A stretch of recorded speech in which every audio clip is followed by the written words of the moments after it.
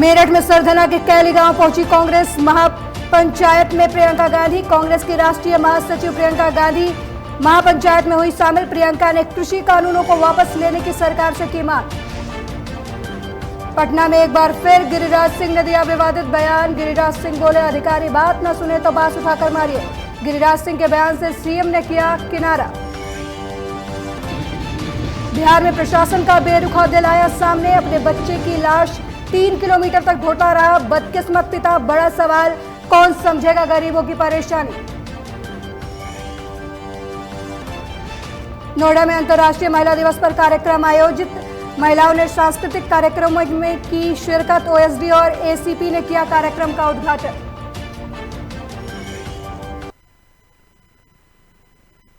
नमस्कार, लोकमंच न्यूज में आपका स्वागत है। मैं अलका सिंह। बुलेटिन की शुरुआत करते हैं।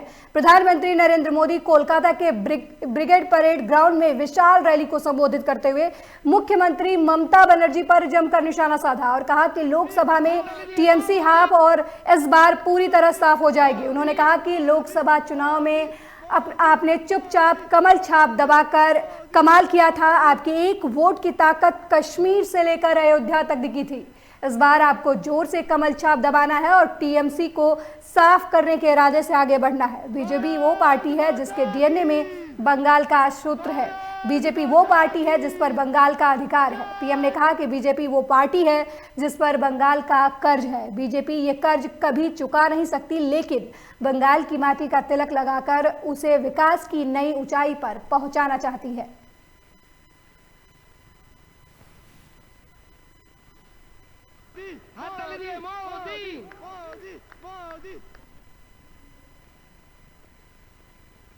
बंगाल की इस धरती ने हमारे संस्कारों को ऊर्जा दी है। बंगाल की इस धरती ने भारत की आजादी के आंदोलन में नए प्राण फूंके। बंगाल की इस धरती ने ज्ञान विज्ञान में भारत का गौरव बढ़ाया है। बंगाल से निकले महान व्यक्तित्वों ने एक भारत श्रेष्ठ भारत की भावना को सशक्त किया है। इस वक्त की बड़ी खबर नोएडा से है, जहां अंतर्राष्ट्रीय महिला दिवस पर कार्यक्रम का आयोजन किया गया। आपको बता दें कि महिला सशक्तिकरण को लेकर कार्यक्रम का आयोजन किया गया। महिलाओं ने सांस्कृतिक कार्यक्रम में इस दौरान हिस्सा लिया। बड़ी जानकारी हम आपको नोएडा से दे रहे हैं, जहां अंतर्राष्ट्रीय महिला दिवस पर कार्यक्रम का आयोजन किया गया। इस दौरान महिला सशक्तिकरण को लेकर कार्यक्रम का आयोजन किया गया। आपको बता दें, महिलाओं ने सांस्कृतिक कार्यक्रमों में हिस्सा लिया। वहीं स्वच्छता मिशन को लेकर भी इस दौरान कार्यक्रम हुआ। आपको बता दें कि ओएसडी और एसीपी ने कार्यक्रम का उद्घाटन किया। यह कार्यक्रम सेक्टर 100 रॉक ने आयोजित करवाया था। बड़ी जानकारी हम आपको नोएडा से दे रहे हैं, जहां अंतर्राष्ट्रीय महिला दिवस पर कार्यक्रम का आयोजन कराया गया। इस दौरान महिला सशक्तिकरण को लेकर कार्यक्रम आयोजित किया गया। महिलाओं ने इस दौरान सांस्कृतिक कार्यक्रम में हिस्सा लिया। स्वच्छता मिशन को लेकर भी कार्यक्रम हुआ।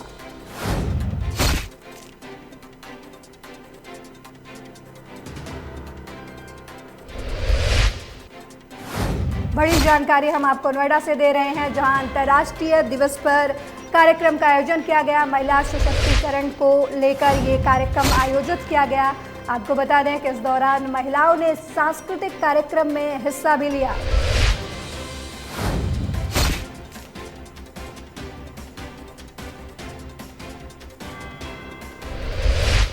देखिए, एससीएल फाउंडेशन और हमारे RWA 100 के जैसे हमारे अध्यक्ष जी बगल में ही खड़े हैं, राजकुमार जी, इन दोनों लोगों के सौजन्य से बहुत अच्छा कार्यक्रम किया गया है।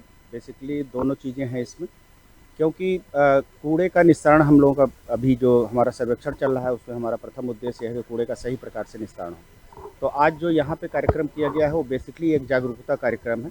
और उस जागरूकता कार्यक्रम में निश्चित रूप से चूँकि गृहस्थी का संबंध जो है घर का जो है वो महिलाओं से ही है, तो महिलाओं की अच्छी खासी यहाँ भागीदारी भी आपको देखने को मिल रही होगी। और अच्छा उन्होंने मतलब यहाँ क्विज वगैरह हुआ तो उसमें जिस तरीके से उन्होंने जवाब दिया इससे स्पष्ट है कि वो बहुत अवेयर हैं। नोएडा में सेक्टर 100 के RWA एसोसिएशन जो है उन्होंने एक महिला दिवस के उपलक्ष्य में आज एक कार्यक्रम रखा है जिसमें मुझे आमंत्रित किया गया है, तो मैं यहाँ पर आई हूँ और यहाँ पे बहुत सारे रंगारंग कार्यक्रम किए गए हैं, बहुत सारे कॉम्पिटिशन्स हुए हैं जो हर उम्र की महिलाओं के लिए किए गए हैं। तो इससे जो मेन संदेश हमें मिलता है वो यही है कि महिलाओं को घर से बाहर आके और भी एक्टिविटीज़ में पार्टिसिपेट करना चाहिए। उससे एक तो फिजिकल फिटनेस तो बढ़ती ही है, उसके अलावा एक मेंटल। वहीं प्रधानमंत्री नरेंद्र मोदी ने जन औषधि दिवस समारोह में वीडियो कॉन्फ्रेंसिंग के जरिए शिलांग में बने 75वें जन औषधि केंद्र को देश को समर्पित किया। फिलहाल प्रधानमंत्री भारतीय जन औषधि परियोजना के लाभार्थियों के साथ बातचीत भी की। पीएमओ के अनुसार प्रधानमंत्री भारतीय जन औषधि परियोजना का मकसद लोगों को कम कीमत पर गुणवत्ता वाली दवाइयां उपलब्ध कराना है। इन केंद्रों में 40 से 90% तक दवाइयां सस्ती मिलती हैं। इस वित्त वर्ष में 4 मार्च 2021 तक इस केंद्र से दवाइयां खरीदने पर लोगों को कुल 3600 करोड़ रुपए की बचत हुई है। जन औषधि केंद्रों के बारे में ज़्यादा से ज़्यादा लोगों को जानकारी देने के लिए 1 से 7 मार्च के हफ्ते को जन औषधि सप्ताह के रूप में मनाया जा रहा है। एक रूप से संकट में एक नौजवान को मदद करके उसको एक अच्छा ही रास्ता दिखा दिया। अरे ये ECG वाला आपका प्रयोग है, वो तो वाकई में मानता हूं जो जन औषधि केंद्र के लोग आज सुन रहे हैं उनको भी ऐसे नए नए आइडियाज आएंगे और वे भी कुछ डॉक्टरों की मदद से जन औषधि केंद्र को एक प्रकार से जन उपयोगी बना देंगे। मैं आपको बहुत बधाई देता हूं, बहुत शुभकामनाएं देता हूं। एक रूप वहीं केंद्रीय गृह मंत्री अमित शाह रविवार को चुनाव प्रचार के लिए तमिलनाडु और केरल दौरे पर हैं। पहले वे तमिलनाडु के कन्याकुमारी पहुंचे, जहां उन्होंने सुचिंद्रम मंदिर में पूजा अर्चना की। इसके बाद उन्होंने सुचिंद्रम टाउन से डोर टू डोर अभियान विजय संकल्प महासंपर्क की शुरुआत की। इसके बाद उन्होंने रोड शो भी किया। उन्होंने कहा कि हमने डोर डोर अभियान की शुरुआत कर दी है। इस दौरान मैं यहाँ 11 घरों में भी गया और सभी से कन्याकुमारी सीट से NDA के उम्मीदवार पोन राधाकृष्णन को जिताने की अपील की। उन्होंने कहा कि मुझे पूरा भरोसा है कि तमिलनाडु में अन्ना द्रमुक भाजपा PMK की सरकार बनने जा रही है। सुचिंद्रम टाउन के बाद अमित शाह ने एक रोड शो में भी हिस्सा लिया। गृह मंत्री रोड शो करने के बाद शाह कुमारी में उडुपी होटल में कार्यकर्ता सभा में शामिल होंगे। इसके बाद शाह केरल के लिए रवाना हो जाएंगे।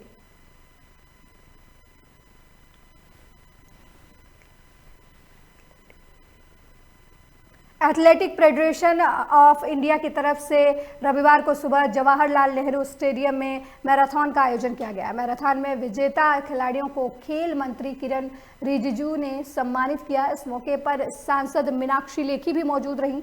मैराथन JLN स्टेडियम में शुरू होकर स्टेडियम में ही खत्म हुई। मैराथन के अंतर्गत दौड़ की 3 से श्रेणियां रहीं। पहली श्रेणी कुल मैराथन 42 किलोमीटर की रही, जो सुबह 4:30 बजे से शुरू हुई। इसमें 200 के समूह में एथलीट ने हिस्सा लिया। वहीं दूसरी श्रेणी में हाफ मैराथन में 21 किलोमीटर की रही, जो सुबह 6:30 बजे से शुरू हुई। इसमें 200 प्रतिभागियों ने हिस्सा लिया। वहीं तीसरी श्रेणी में 10 किलोमीटर की दौड़ हुई, जो सुबह 7:30 बजे शुरू हुई, जिसमें 200 प्रतिभागियों ने हिस्सा लिया।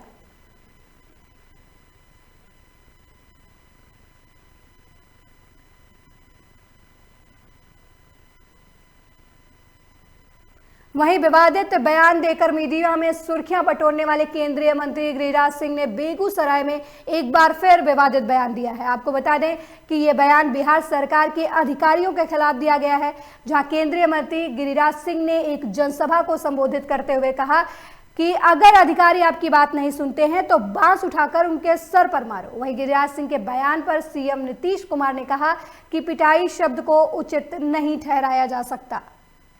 आपने मुझे सांसद बनाया है, आपने किसी को MLA बनाया है, आपने किसी को जिला परिषद बनाया है। आपके बल पर कोई मुखिया है? मुखिया MLA और MP के बल पे आप नहीं। ये ध्यान रखिए, इसलिए मनोबल को ऊंचा रखिए।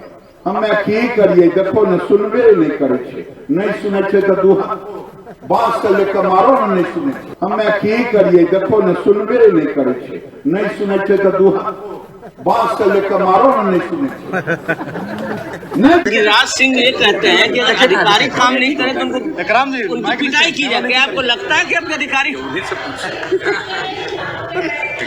पिटाई शब्द बोलना कहीं से न्यायोचित है, शब्द है ये उन्हीं से गिरिराज सिंह ये कहते हैं कि अगर अधिकारी काम नहीं करे तो उनकी पिटाई की जाती है। आपको लगता है कि अपने अधिकारी पिटाई शब्द बोलना कहीं से न्यायोचित है, शब्द है ये उन्हीं से। बिहार पुलिस अपने कारनामों की वजह से हमेशा चर्चा में रहती है, लेकिन बिहार पुलिस की संवेदनहीनता का खामियाजा एक गरीब बाप को भुगतना पड़ा। बिहार पुलिस इतनी संवेदनहीन है कि एक पिता को अपने बेटी का शव थैली में रखकर 3 किलोमीटर पोस्टमार्टम के लिए ले जाना पड़ा। बिहार का पत्थर दिल प्रशासन अपने बच्चे की लाश ढोता रहा बदकिस्मत पिता। थैले में लाश लेकर 3 किलोमीटर पैदल चला। थैले में बेटे का शव लिए भटकता रहा एक पिता। कोई नहीं महसूस करता गरीबों की परेशानी। गरीबों के लिए प्रशासन का दिल नहीं पसीजा।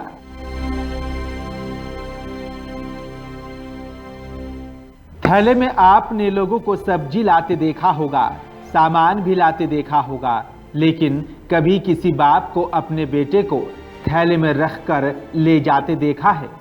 नहीं ना। इस बूढ़े पिता को ध्यान से देखिए। इस आदमी के हाथ में भी एक थैला है। ये प्लास्टिक का वही थैला है जिसमें हम और आप सब्जी लेने जाते हैं।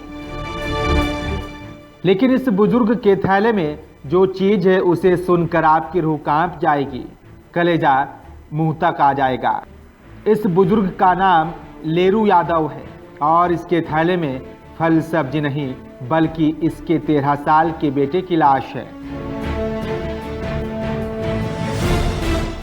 थैले में बेटे का शव लिए चल रहे इस आदमी के बारे में आप सोच रहे होंगे कि कितना निर्दयी बाप है। जरूर इसने कुछ गलत किया होगा, इसे अपने बेटे से प्यार नहीं होगा। लेकिन रुकिए जनाब, थैले में बेटे की लाश लिए ये बाप ना तो हत्यारा है ना तो निर्दयी।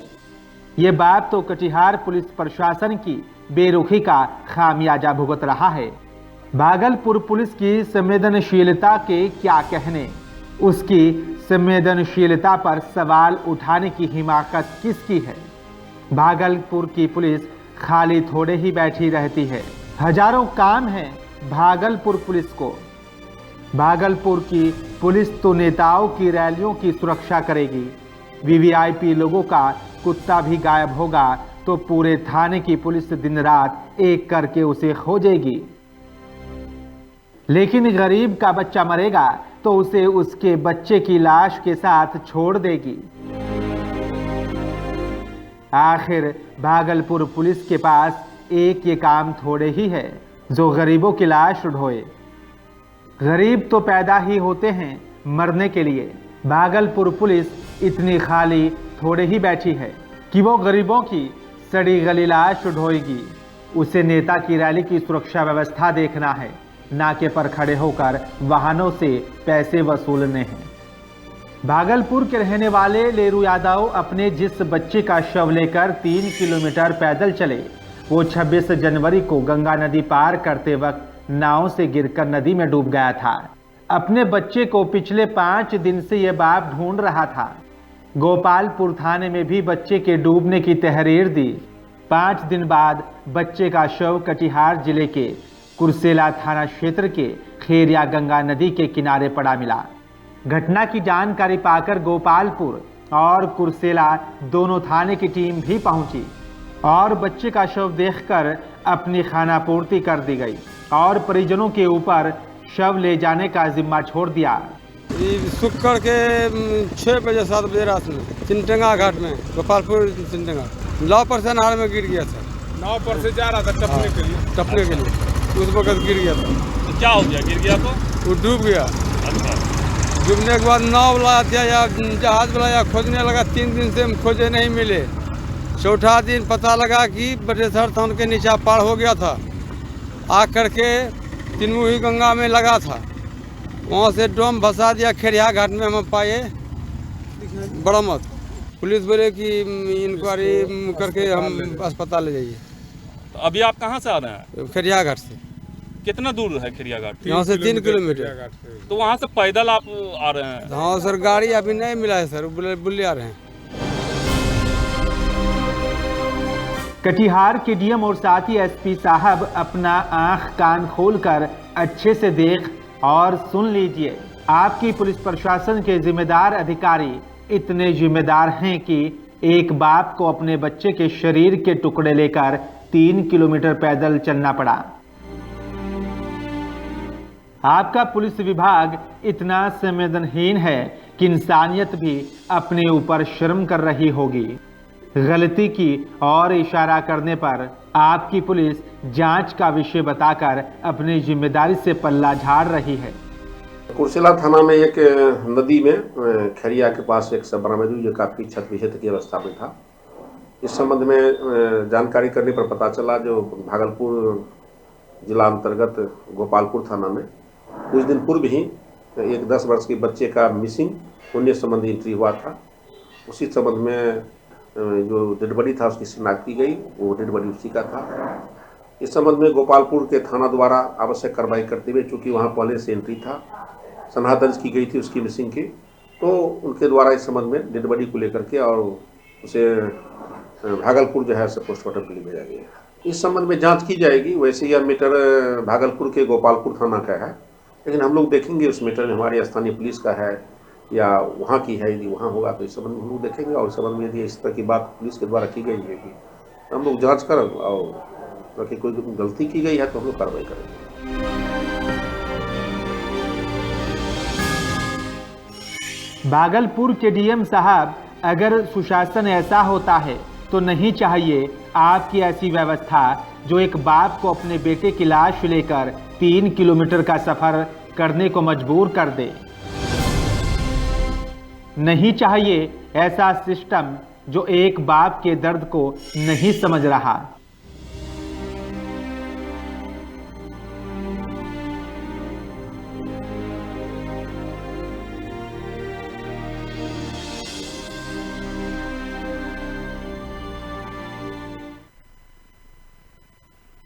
वहीं बड़ी खबर झांसी से है, जहां बुंदेलखंड चौराहे पर भीषण आग लग गई है। आपको बता दें, आग लगने से इलाके में अफरा तफरी मच गई है। वहीं जानकारी पाकर पुलिस और दमकल विभाग की टीम भी मौके पर पहुंची और कड़ी मशक्कत के बाद आग पर काबू पाया गया। बड़ी जानकारी हम आपको झांसी से दे रहे हैं, जहां बुंदेलखंड चौराहे पर भीषण आग लग गई। वहीं आग लगने की वजह से इलाके में अफरा तफरी का माहौल रहा। आपको बता दें कि जानकारी पाकर पुलिस और दमकल विभाग की टीम भी मौके पर पहुंची और कड़ी मशक्कत के बाद आग पर काबू पाया गया। या आपको बता दें कि पूरा मामला सिटी कोतवाली क्षेत्र का बताया जा रहा है। बड़ी जानकारी हम आपको झांसी से दे रहे हैं, जहां बुंदेलखंड चौराहे पर भीषण आग लग गई। आग लगने से इलाके में अफरा तफरी मच गई। वहीं घटना की जानकारी पाकर पुलिस और दमकल विभाग की टीम भी मौके पर पहुंची।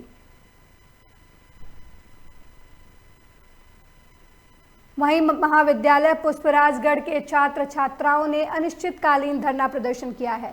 बताया जा रहा है कि लगातार 5वें दिन भी छात्र छात्राओं का अनिश्चितकालीन धरना प्रदर्शन जारी रहा। साथ ही पुष्पगढ़ विधायक फुंदेलाल सिंह मार्को के समर्थन में भारतीय राष्ट्रीय छात्र संगठन के जिला अध्यक्ष संजय सोनी ने अपना समर्थन दिया। आपको बता दें कि पुष्पराजगढ़ महाविद्यालय में अनुसूचित जनजाति के छात्र छात्राओं को पिछले 3 साल का आवास भत्ता और सत्र 2020-21 के छात्रवृत्ति और आवास भत्ता का भुगतान नहीं किया गया है, जिसकी मांग को लेकर छात्र छात्राएं 3 मार्च से लगातार महाविद्यालय में धरना दे रहे हैं।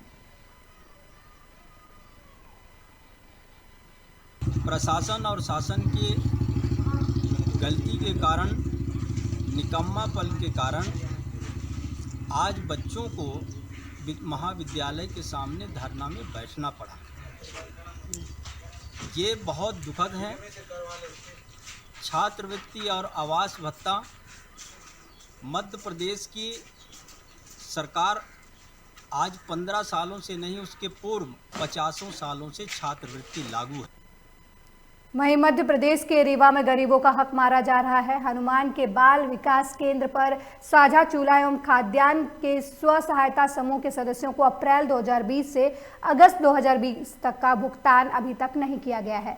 स्व सहायता समूह के सदस्यों का आरोप है कि रिश्वत न देने की वजह से सुपरवाइजर ने अभी तक भुगतान नहीं किया है। साथ ही लोगों ने सुपरवाइजर के खिलाफ कार्रवाई करने और उनका रुका हुआ पैसा वापस देने की मांग की। इतना ही नहीं, उन्होंने ये भी कहा कि अगर उनकी मांगें पूरी नहीं हुई तो वो अनिश्चितकालीन हड़ताल पर चले जाएंगे। आंगनबाड़ी का समस्या ये है सर, ये कोरोना के तहत हम लोग शासन के नियम के तहत अप्रैल से, जब से कोरोना ये चालू हुआ है, तब से हम लोग जो शासन देता है वो बच्चों के हम लोग लेकर के खाद्यान्न उपस्थित रहते हैं और कार्य किया। फिर भी बिल वाउचर जो यहाँ लाते हैं, तसोदा मैडम जो परियोजना सुपरवाइजर हैं, वो बोलती हैं कि भाई ठीक। वहीं मध्य प्रदेश की शिवराज सिंह चौहान सरकार ने राज्य के किसानों को बड़ी राहत प्रदान की है। आपको बता दें कि मध्य प्रदेश सरकार ने किसानों से रबी विपणन साल 2021-22 के तहत न्यूनतम समर्थन मूल्य लेने की और उनकी उपज खरीदने के लिए पंजीयन व्यवस्था शुरुआत की है।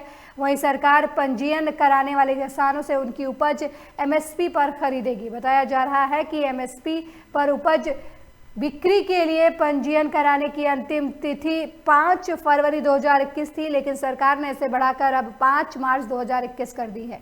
वहीं कृषि मंत्री कमल पटेल ने कहा कि मोदी जी का सपना किसानों की आय दोगुनी करने का था, जो 2021 में ही पूरा कर दिया गया। साथ ही उन्होंने कहा कि किसान जो चना, मसूर, सरसों की फसल मई और जून में बेचता था, उन फसलों की सरकार गेहूं से पहले एमएसपी पर खरीद कर रही है। सब्सिडी मिलेगी और मालिकाना हक देकर, उन्होंने स्वामित्व योजना देकर गांव को अब आज़ादी दिलाई 24 तक सबको मिल जाएगी। अब किसान सिर्फ खेती करने के लिए मजबूर नहीं होगा, खेती के साथ वो व्यापार भी करेगा, व्यवसाय भी करेगा, उद्योग भी लगाएगा। और एमएसपी नहीं, एमआरपी पे बेचने का अधिकार दिया है। अब हम तय कर रहे हैं कि किसान खेती भी करे, एक बेटा वो warehouse, cold storage, food processing plant डाले। इस वक्त की बड़ी खबर लाल कुआं से है, जहां सेंचुरी पेपर मिल में बने तालाब में एक युवक डूब गया। आपको बता दें कि आनंद फानन में युवक को पानी से निकालकर अस्पताल में भर्ती कराया गया, जहां डॉक्टरों ने युवक को मृत घोषित कर दिया। आपको बता दें कि मिल के अधिकारियों ने पुलिस को इसकी सूचना दी।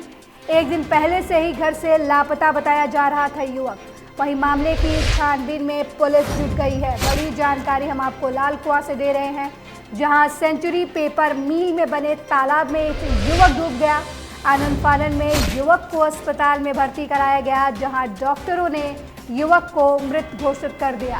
वहीं घटना की जानकारी मिल अधिकारियों ने पुलिस को दी। फिलहाल पुलिस इस मामले में जांच पड़ताल कर रही है। बताया जा रहा है कि युवक एक दिन पहले से ही घर से लापता था।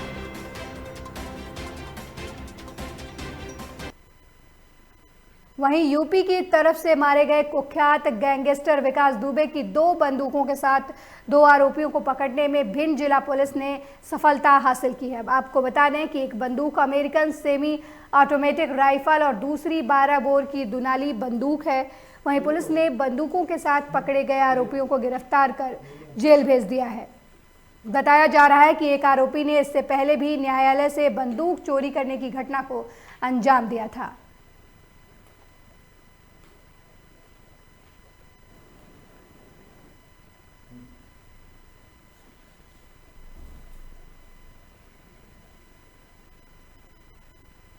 नोएडा के थाना सेक्टर 49 क्षेत्र के मॉडर्न सोसाइटी में एक 17 साल के छात्र ने 15वीं मंजिल से छलांग लगाकर खुदकुशी कर ली।